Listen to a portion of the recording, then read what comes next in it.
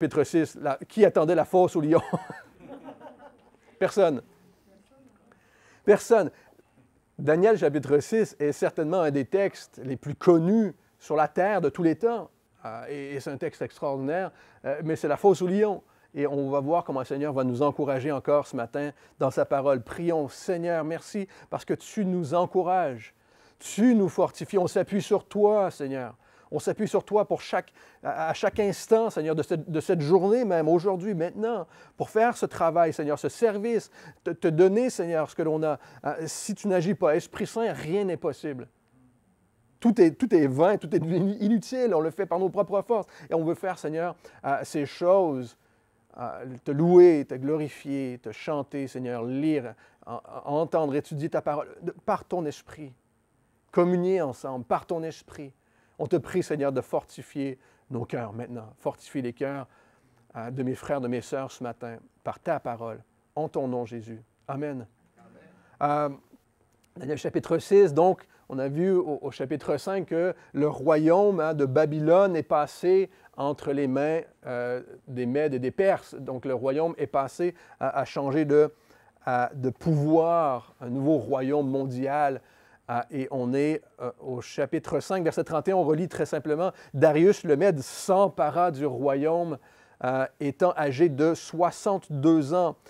Darius trouva bon d'établir sur le royaume 120 satrapes, des princes, qui devaient être dans tout le royaume. » Donc, Darius, à l'époque, devait lui-même, avant d'être roi, être un satrape, un prince, avant de devenir roi. Et lorsqu'il arrive au pouvoir, il place un nouveau gouvernement. On connaît ça, là. Pour refaire le gouvernement, on commence à savoir comment ça fonctionne en France. Mais c'est ce qu'il fait. Donc, il met un nouveau gouvernement en place.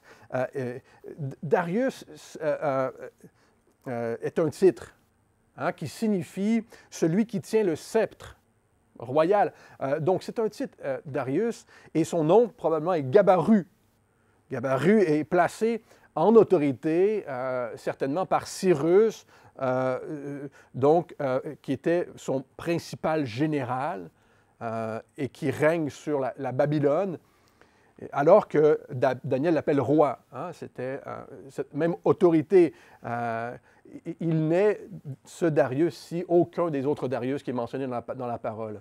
Donc, on voit au verset 2, chapitre 6, « Il mit à la tête 3 chefs, donc 3 présidents ou 3 gouverneurs, au nombre desquels était Daniel, afin que ces satrapes leur rendent compte et que le roi ne souffre aucun dommage. » Pour protéger le roi.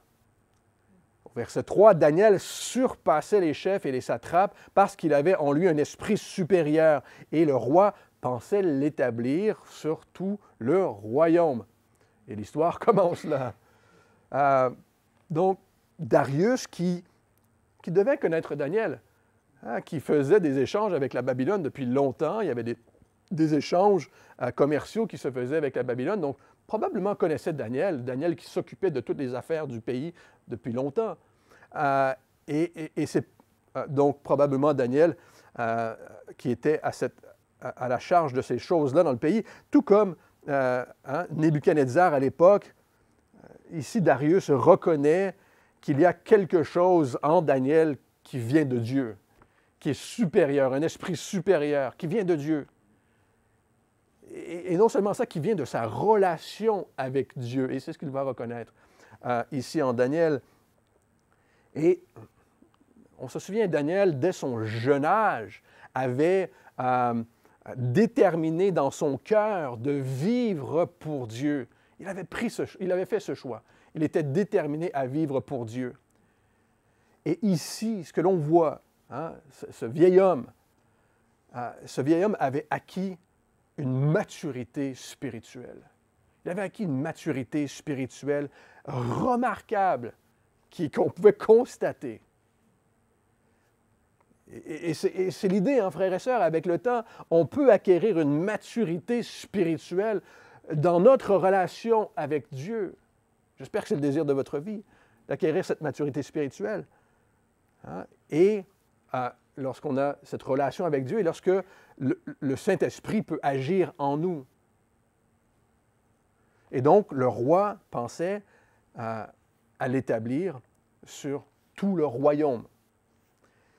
Alors, les chefs et les satrapes cherchèrent une occasion d'accuser Daniel en ce qui concernait les affaires du royaume. Donc, la jalousie est rentrée dans le décor, hein, dans la pièce. C'est exactement ça. Hein. Et cette jalousie-là, on la connaît, on le sait encore aujourd'hui. C'est possible. Même dans l'Église, parfois, c'est possible. Un commentaire biblique disait, voici ce qu'il cherche à faire, détruire Daniel. Et détruire quelqu'un qui a quelque chose que nous n'avons pas ou une position que nous n'avons pas est toujours la façon la plus facile d'obtenir ce que l'on veut. Détruire. Tenter de détruire d'une manière ou une autre est le chemin facile. Et c'est le monde dans lequel on vit. On voit ça. Et c'est la nature de l'homme de faire ça. Pasteur Chuck Smith disait, hein, vous êtes soit un constructeur ou un destructeur. Abel, par la foi, avait loué Dieu. Et son sacrifice avait été, hein, on connaît cette histoire de la parole au tout début. Par la foi, Abel avait offert un sacrifice à Dieu et avait été accepté par Dieu. Caïn, à cause de la colère dans son cœur, en était venu au meurtre. Et c'est l'histoire du monde depuis le tout début. Soit nous construisons, soit nous détruisons. Ici, on continue. Mais ils ne purent trouver aucune occasion, ni aucune chose à reprendre, parce qu'il était fidèle. Et qu'on n'apercevait chez lui ni faute, ni rien de mauvais. Daniel était un homme de Dieu fidèle, fidèle à Dieu. Et vous savez, l'histoire de Daniel peut être notre histoire. Être fidèle à Dieu. Et c'est le désir, j'espère que c'est le désir de votre cœur ce matin, d'être fidèle à Dieu. Non seulement d'acquérir une maturité spirituelle, mais de rester fidèle à Dieu. Et c'est ce que la parole nous dit, hein, c'est l'attente de tout chrétien, de toute chrétienne, d'être trouvé fidèle devant le Maître. Viens, bon et fidèle serviteur, entre dans la joie de ton Maître. C'est ce que nous attendons, être trouvé fidèle. Au verset 5, « Et ces hommes dirent, nous ne trouverons aucune occasion contre ce Daniel, à moins que nous n'en trouvions une dans la loi de son Dieu. » Donc, ils ne trouvaient rien pour l'accuser. Qu'est-ce qu'ils vont faire? Ils vont rendre sa foi illégale. Et la meilleure de faire ça, sans passer pour des antisémites, c'est de rendre la foi de tout le monde illégale. C'est de rendre toutes les religions illégales. Au verset 6, « Puis ses chefs et ses satrapes se rendirent, j'aime ça, tumultueusement auprès du roi. » Hein? Ils se précipitèrent, sont rentrés en coup de vent. Et ils lui parlèrent ainsi, « Roi Darius, vis éternellement. » Daniel n'est pas là. On remarque que Daniel est absent. Il le complimente. C'est la bonne formulation. Vie éternellement. Mais ils le complimentent. Pourquoi? Pour obtenir ce qu'ils veulent. Ce qui est toujours une bonne technique pour obtenir ce que l'on veut, mais pour créer de la division aussi, pour détruire. Faire des compliments. Et ça fonctionne. Et ça a fonctionné avec Darius, on va le voir. Il va même en être triste. Et c'est au Seigneur, frères et sœurs, que nous sommes reconnaissants. Écoutez ceci, c'est à Dieu que nous sommes reconnaissants. C'est lui qui mérite toute la gloire, toute louange. J'espère que ça fait du sens pour vous aujourd'hui. C'est lui qui mérite notre reconnaissance pour ce qu'il accomplit et ce que nous avons reçu. Tous les chefs du royaume, les intendants, les satrapes, les conseillers et les gouverneurs sont d'avis qu'il soit publié un édit royal avec une défense sévère, portant que quiconque, dans l'espace de 30 jours, adressera des prières à quelque dieu ou à quelque homme, excepté toi, Darius, au roi, sera jeté dans la fosse au lion. Tout le monde est de notre avis. On a appelé tout le monde au téléphone, là, tout le monde est d'accord avec nous. Ah, c'est ça, diviser. Et c'est aussi une bonne technique. On appelle ça enrôler les gens. Hein? Ah, j'ai parlé avec un tel, j'ai parlé avec eux. Tout le monde est d'accord avec moi. Donc, il continue, en plus, à le flatter, à flatter Darius. Et on doit admettre qu'ils sont très, très bons à ce jeu. Hein? Quiconque adressera des prières à quelque autre Dieu ou quelque autre homme, excepté toi. N'importe quel homme, sauf toi, évidemment. Toi, tu es bien, toi, tu es bon, toi, tu es grand. Non seulement c'est au Seigneur que nous adressons notre reconnaissance, frères et sœurs, c'est à Dieu seul que nous adressons nos prières. C'est à lui que nous sommes fidèles seulement. C'est son approbation à lui que nous désirons et non celle des hommes. Et donc, ils veulent créer un décret, une loi pour interdire la prière afin que Daniel ne prie pas. C'est camouflé sous tout le reste, là. Mais on s'en prend à Daniel ici pour obtenir quelque chose. Mais frères et sœurs, c'est Dieu qui le rejette. C'est le Seigneur qui le rejette. Aujourd'hui encore, c'est la même chose. Ce que le monde ne veut pas, c'est d'entendre parler de Jésus, d'entendre parler de sa parole. L'ennemi, frères et sœurs, met tout en œuvre pour que Jésus ne soit pas proclamé. Que tu sois refroidi dans ta relation avec Dieu, que tu sois découragé, que tu perdes ta joie. L'ennemi va faire tout son possible afin que Jésus ne soit pas proclamé. Que toi-même sois refroidi dans ta propre relation avec lui. 1 Pierre chapitre 5, verset 8, je vous le lis. « Soyez sobres, veillez. Votre adversaire, le diable, rôde comme un lion rugissant, cherchant qui il dévorera. Résistez-lui avec une foi ferme, sachant que les mêmes souffrances sont imposées à vos frères dans le monde. » On peut se dire ici, hein, peut-être que Daniel aurait pu réfléchir comme ça, 30 jours. 30 jours, hein, on peut mettre la prière de côté pendant 30 jours. La réalité, c'est qu'on l'a peut-être même fait plusieurs fois dans notre vie. Hein. Ne pas prier pendant 30 jours, peut-être pendant des plus longues périodes même de notre vie. Où ça a été difficile, où on a été distrait, là où on a mis notre focus sur autre chose. Mais Daniel ne laissera pas passer un seul jour sans prier son Dieu. Pourquoi? Parce que c'est ce qu'il faisait déjà. Parce qu'il avait acquis cette maturité. Il avait déterminé dans son cœur de ne jamais faire autrement. C'est ça, hein? Et c'est ce qu'il faisait déjà, mais on voit une distinction ici. Il ne priait pas seulement lorsqu'il y avait l'épreuve. Pas seulement parce que les difficultés se présentaient. Et encore une fois, on va être honnête, on peut avoir tendance parfois à prier davantage lorsque la difficulté se présente à nous, n'est-ce pas? Lorsqu'on est soit dans la fournaise ardente ou dans la fosse au lion, là tout d'un coup on tombe à genoux et Seigneur, pourquoi? Mais la vérité est que le Seigneur aime la relation qu'il a avec vous. Le Seigneur aime la relation qu'il a avec toi. Pas seulement dans l'épreuve. Il aime notre fidélité en tout temps. J'espère que c'est un message d'encouragement pour vous ce matin. Il aime passer du temps avec chacun d'entre nous.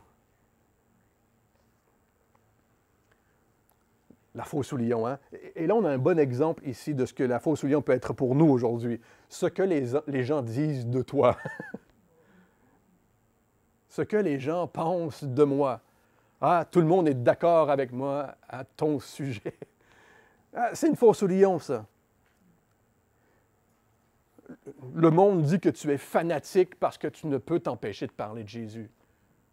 Tu ne peux pas la mettre en veilleuse une fois de temps en temps. Au travail, à l'école. Tu es fanatique parce que tu as ta Bible avec toi. Ça, c'est le monde dans lequel on vit, hein? Frères et sœurs, nous n'avons pas à cacher notre foi en Jésus. Nous n'avons pas à le faire. Nous n'avons pas à cacher notre Bible. Nous n'avons pas à cacher notre joie, l'attente que Jésus va venir enlever son Église. Nous n'avons pas à cacher ces choses-là. Nous n'avons pas à céder face à l'intimidation, face à l'ennemi qui rôde. Nous n'avons pas à céder. Au contraire, la parole nous dit, soyez fermes dans votre foi, veillez et priez.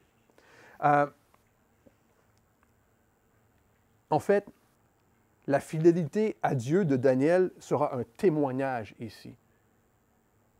Darius va réaliser qu'il s'est fait piéger, et non seulement ça, que Dieu est vivant et qu'il sauve. Sa foi sera un témoignage. Frères et sœurs, le monde rejette Jésus. Alors que Jésus est venu dans le monde. Mais le monde l'a rejeté. Qu'est-ce que Jésus nous a dit? Le monde m'a haï avant vous. S'ils m'ont haï, ils vous haïront aussi. Vous serez jetés dans la fosse aux lions. C'est peut-être pas le message que vous vouliez ce matin, mais vous serez jetés dans la fosse aux lions. Jésus a dit, Jean chapitre 15, « S'ils m'ont persécuté, ils vous persécuteront. S'ils ont gardé ma parole, ils garderont la vôtre. » Nous voulons témoigner de Jésus. Et lui seul peut faire la différence. J'espère que vous le croyez ce matin. Au verset 8, « Maintenant, au roi, confirme la défense et écrit le décret. » Vas-y, tout de suite, hein? On l'a même préparé. Ils l'ont imprimé, l'imprimante laser. Ils sont arrivés avec le stylo. Ça ressemble à ça. Afin qu'il soit irrévocable, selon la loi des Mèdes et des Perses, qui est immuable. Ils n'ont aucune espérance céleste ici. Hein? Donc, qu'est-ce qu'ils font? Ils élèvent leur culture selon la loi des Mèdes et des Perses. Ils utilisent la politique, encore une fois, pour obtenir ce qu'ils veulent. Ils ont beaucoup de techniques, hein? Ce qui est très, très intéressant. Ce qui est toujours une bonne technique pour diviser et pour détruire. Mais au verset 9, « Là-dessus, le roi Darius écrivit le décret et la défense. » Lorsque Daniel sut que le décret était écrit, il se retira dans sa maison, où les fenêtres de la chambre supérieure étaient ouvertes, dans la direction de Jérusalem, hein, en direction du temple qui était détruit depuis 70 ans. Il avait toute espérance, toute en Dieu. Et 3 fois par jour, il se mettait à genoux, il priait et il louait son Dieu, comme il le faisait auparavant. Daniel n'a rien changé à ce qu'il faisait tous les jours de sa vie. Il ne l'a pas fait par provocation, il le faisait déjà.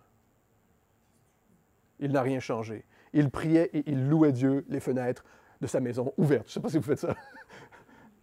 Mon épouse, elle ouvre les fenêtres de la maison tous les jours, là, et là, tout le monde elle chante. Non, même le midi, là, même quand il fait froid. Et puis, voilà. Est-ce que vous laissez résonner les louanges de votre maison? C'est ce que Daniel fait. Ça fait partie de son quotidien. Et il priait à genoux. Il ne s'est pas caché. Il s'agenouillait devant son roi. On n'a pas appris à agenouiller. Hein? Ce n'est pas requis dans la parole de Dieu.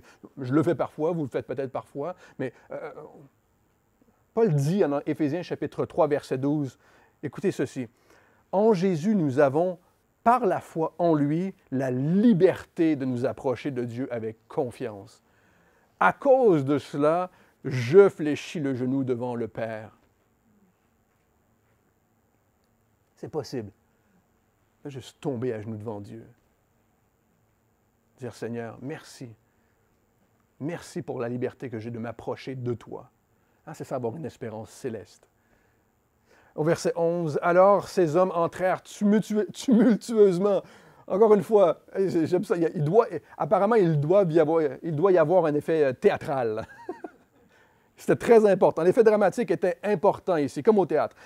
Donc, ils entrèrent tumultueusement et ils trouvèrent Daniel qui priait et invoquait son Dieu. Puis, ils se présentèrent devant le roi et lui dirent au sujet de la défense royale, « N'as-tu pas écrit une défense porta que quiconque dans l'espace de 30 jours adresserait des prières à quelque dieu ou à quelque homme, excepté toi, au roi serait jeté dans la fosse au lion. » Le roi répondit, « La chose est certaine, selon la loi des Mèdes et des Perses, qui est immuable. » Même lui, même le roi ici, contrairement à Nebuchadnezzar, sa parole faisait loi. Ici, ce qui était écrit, même le roi ne pouvait plus changer.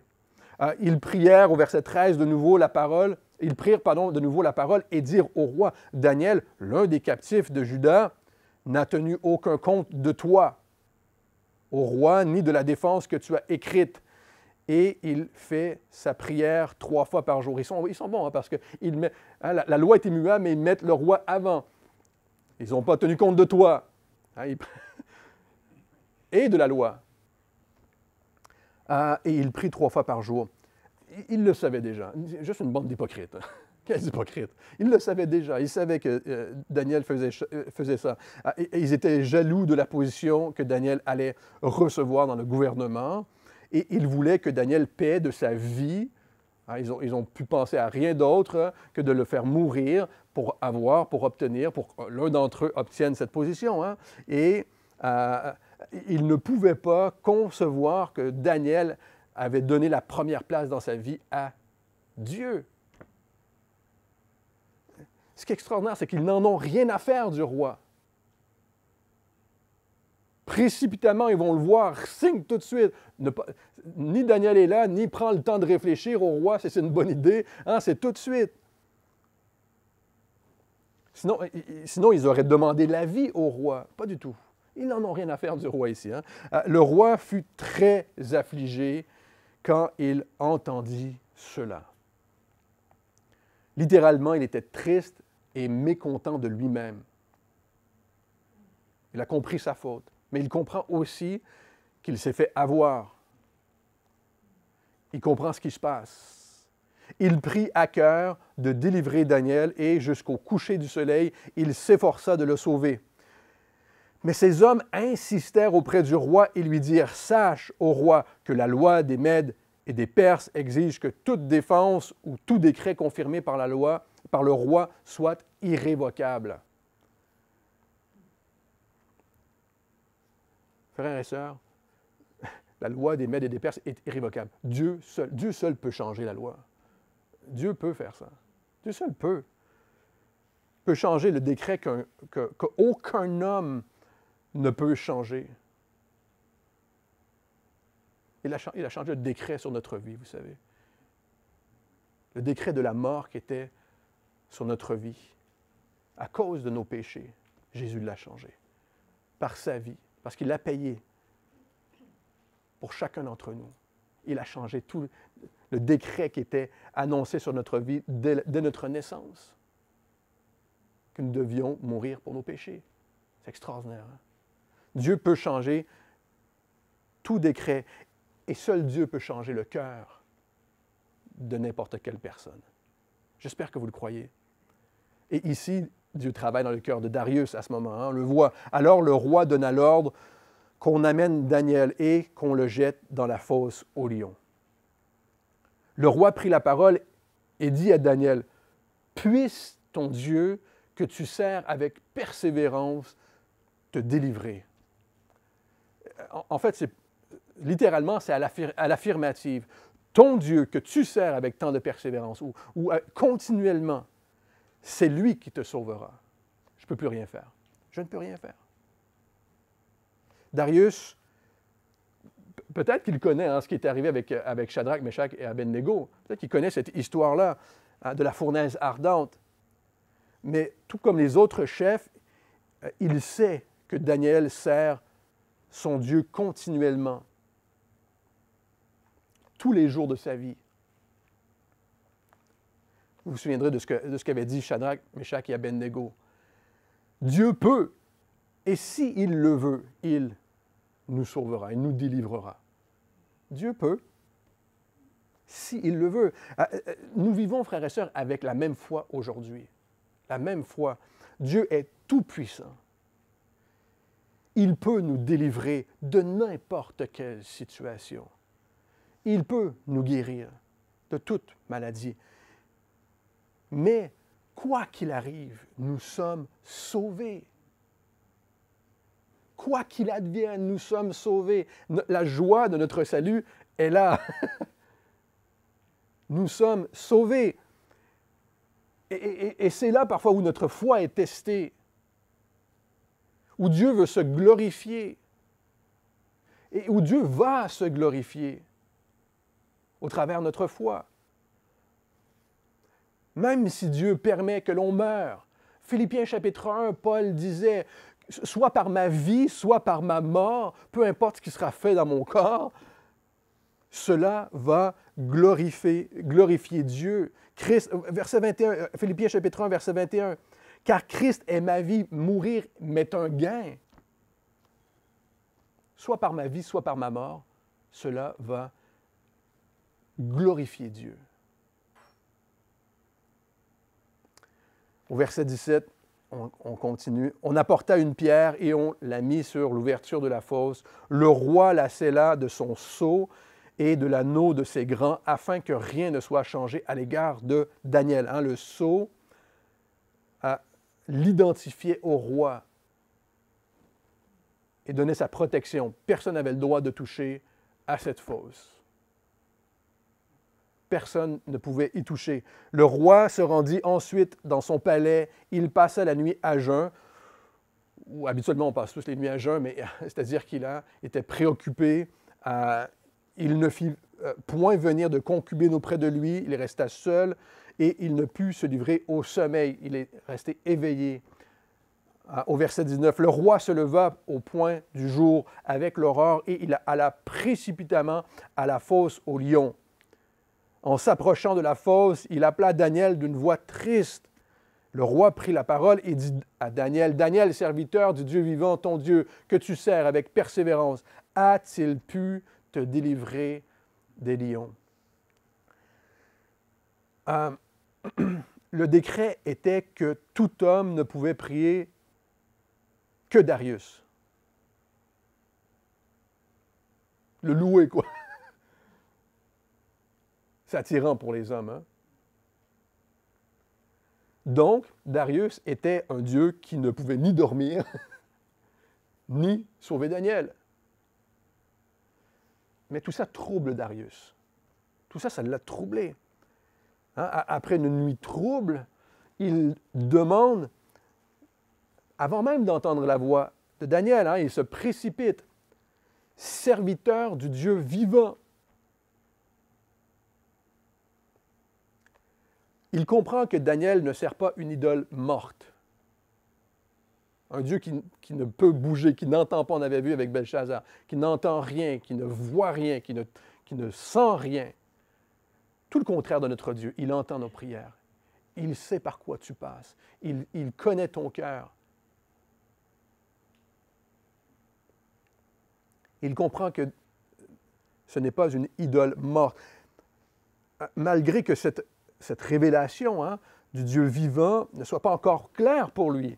Il semble, dans un instant, ça va l'être, mais ici, il ajoute, « Ton Dieu a-t-il pu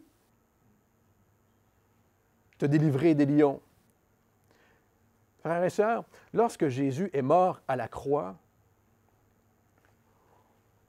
on l'a mis au tombeau, devant lequel on a roulé une énorme pierre et devant laquelle on a posté des gardes pour surveiller le tombeau. Mais Jésus est ressuscité. Et un ange de Dieu a roulé la pierre. Pourquoi? Pas pour que Jésus en sorte, il était déjà ressuscité, afin que les gens voient que le tombeau était vide, que la pierre avait été roulée, pour voir à l'intérieur qu'il avait vaincu la mort, n'est-ce pas? Voici l'Évangile. Jésus a vaincu la mort. Dieu a vaincu la mort pour nous. Oui, mon Dieu peut. Oui, mon Dieu peut. Et oui, il veut nous sauver. Éphésiens chapitre 1 nous dit que la puissance de Dieu a, écoutez ceci au verset 20, la puissance de Dieu a déployé en Christ en le ressuscitant des morts. Écoutez ceci, la même puissance, il l'a manifestée en nous qui croyons en Jésus. La même puissance qui a été déployée en Christ pour le ressusciter est manifestée en nous qui croyons. Éphésiens chapitre 3, je continue. Paul dit, « Or, à celui qui peut faire, par la puissance qui agit en nous, infiniment au-delà de tout ce que nous demandons ou pensons, à lui soit la gloire dans l'Église et en Jésus-Christ. » Le roi Darius n'a pas pu sauver Daniel. Daniel n'a pas pu se sauver lui-même. Mais il dit à Daniel, « Ton Dieu que tu sers avec persévérance te sauvera. » Nous voulons servir Dieu avec persévérance, n'est-ce pas? Ce n'est pas évident. C'est même, par nos propres forces, impossible. Mais par la puissance qu'il a déployée dans la résurrection, qui vit en nous, il parle du Saint-Esprit, hein, qui vit en nous, il veut nous permettre de vivre par la foi avec persévérance. J'espère que ça fait du sens aujourd'hui. Lui être fidèle continuellement, continuellement. Et le louer car il peut. Nous le louons car il peut. Par la foi, nous savons qu'il est tout-puissant. Il peut. Et nous savons que nous sommes sauvés en lui.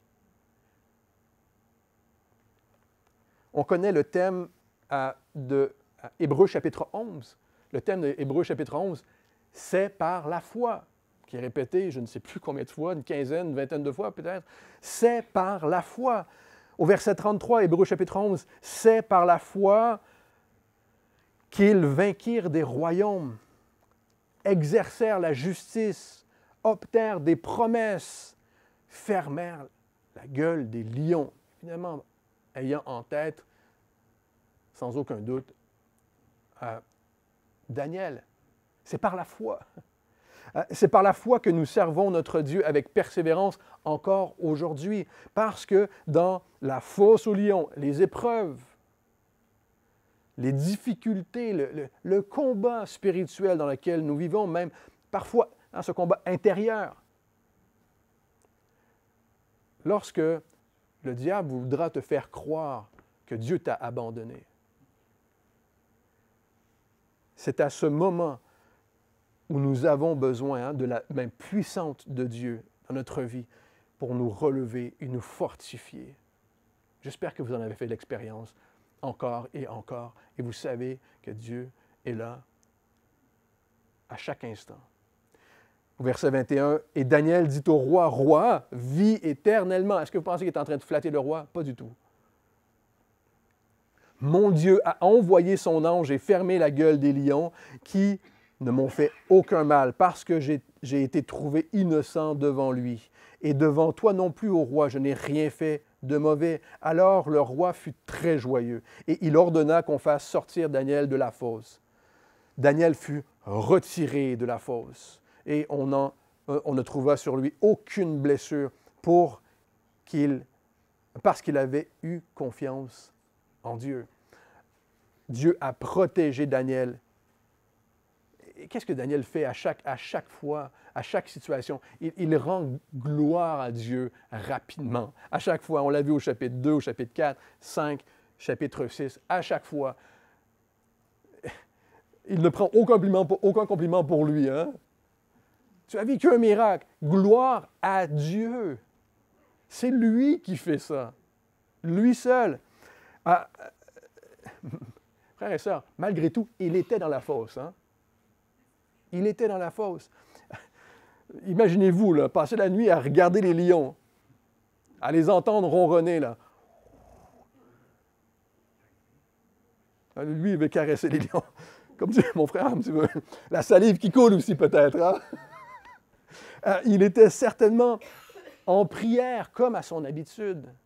Certainement.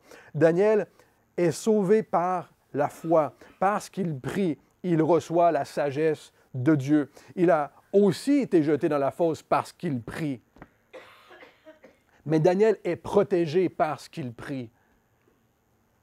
Il reçoit des visions, on va le voir, parce qu'il prie. Il reçoit des prophéties parce qu'il prie, parce qu'il est en relation avec son Dieu. Il dit, les lions ne m'ont fait aucun mal parce que j'ai été trouvé innocent devant lui. Par ses propres mérites, certainement pas. Hébreux chapitre 11 nous dit aussi, nous dit que c'est par la foi qu'ils ont été reconnus justes.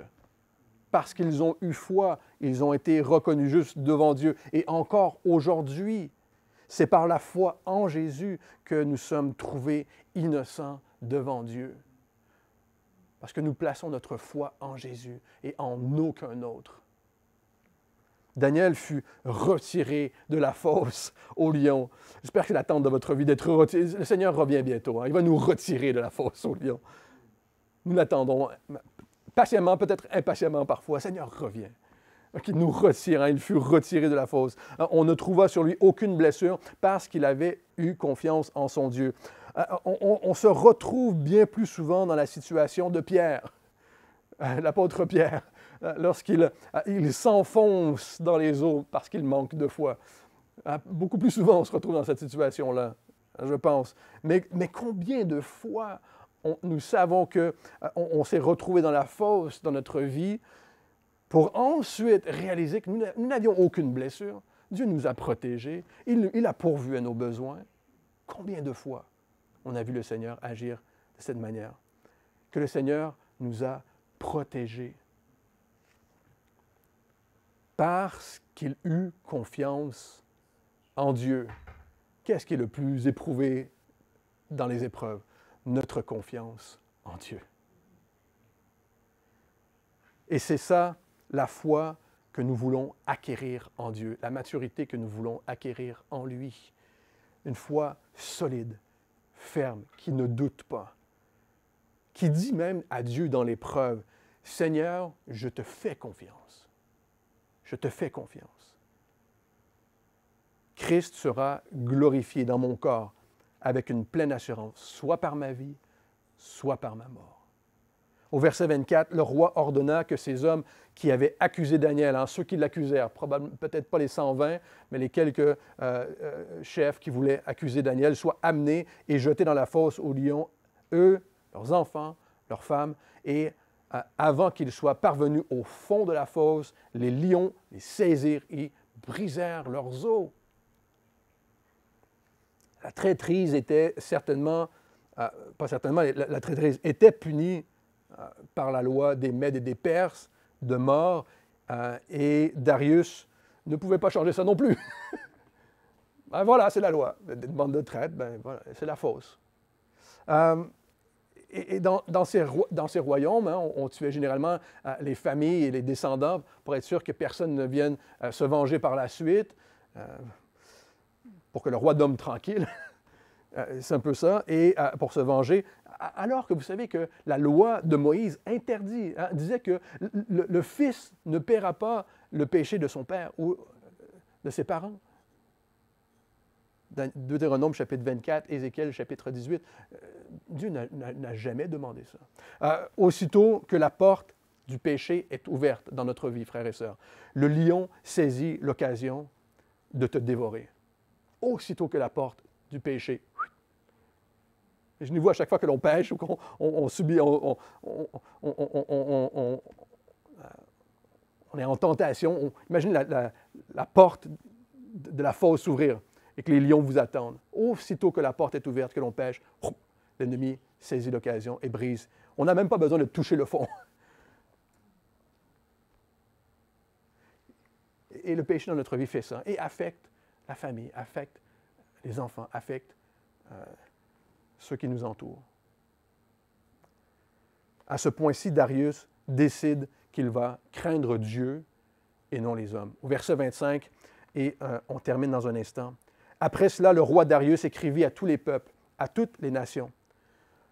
Aux hommes de toute langue qui habitaient sur toute la terre, que la paix vous soit donnée avec abondance. J'ordonne que, dans toute l'étendue de mon royaume, on ait la crainte et la frayeur pour le Dieu de Daniel. Le respect, car il est le Dieu vivant et il subsiste éternellement. Son royaume ne sera jamais détruit et sa domination durera jusqu'à la fin. C'est lui qui délivre et qui sauve, qui opère des signes et des prodiges dans les cieux et sur la terre. C'est lui qui a délivré Daniel de la puissance des lions. Au verset 28, Daniel prospéra sous le règne de Darius et sous le règne de Cyrus, le Perse qu'on verra dans notre prochaine étude. Darius a vu l'intervention de Dieu et a déclaré « Il est le Dieu vivant ». Non seulement Daniel est vivant, mais Dieu est vivant. En plus, il change le décret. Ce n'est plus Darius qui sera loué, ce n'est plus moi qui sera loué, mais le Dieu vivant. C'est lui qui règne éternellement. Il peut. Le discours de Darius a changé. Il est passé de « Est-ce que ton Dieu peut » à « Dieu peut ». Il règne. Il règne, déclare Darius. Il glorifie Dieu. Il lui donne la gloire. Le Seigneur aurait pu garder Daniel d'être jeté dans la fosse. Mais en le secourant des lions, le Seigneur a été davantage glorifié, a reçu cette gloire. C'était le plan de Dieu. Daniel n'a pas été sauvé de la fosse, mais au travers de la fosse. Tourne avec moi dans 2 Timothée chapitre 4. 2 Timothée chapitre 4, verset 17.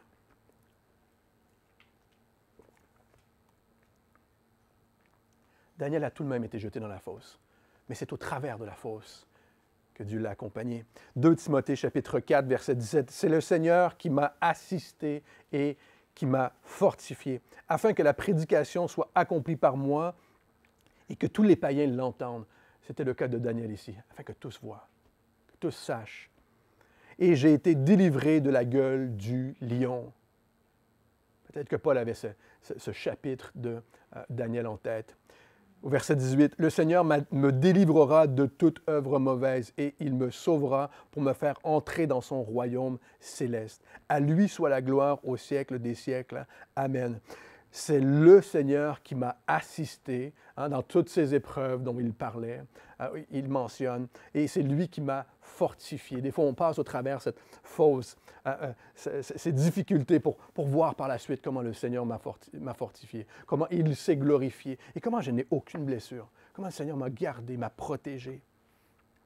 Et lorsqu'on met notre foi en Jésus, lorsqu'on met notre foi, je ne parle pas à des gens qui ne connaissent pas Jésus, lorsque nous mettons notre foi en Jésus continuellement, tous les jours de notre vie, Dieu met son sceau sur nous. Dieu a mis son sceau sur ta vie. Nous sommes à lui et il nous protège. Nous avons reçu le sceau de Dieu sur notre vie. Et le sceau de Dieu sur notre vie, c'est le Saint-Esprit. Lorsque nous confessons nos péchés, la parole dit, nous recevons son Esprit Saint. 2 Corinthiens chapitre 1, je vous le lis. « Celui qui nous a fermis avec vous en Christ et qui nous a oints, c'est Dieu, lequel nous a aussi marqués d'un sceau et a mis dans nos cœurs les arts de l'Esprit. » Le sceau de Dieu sur votre vie. Sachez ceci. Lorsque nous avons le Saint-Esprit en nous par la foi en Jésus, nous avons une espérance éternelle, une espérance céleste, Paul vient de dire.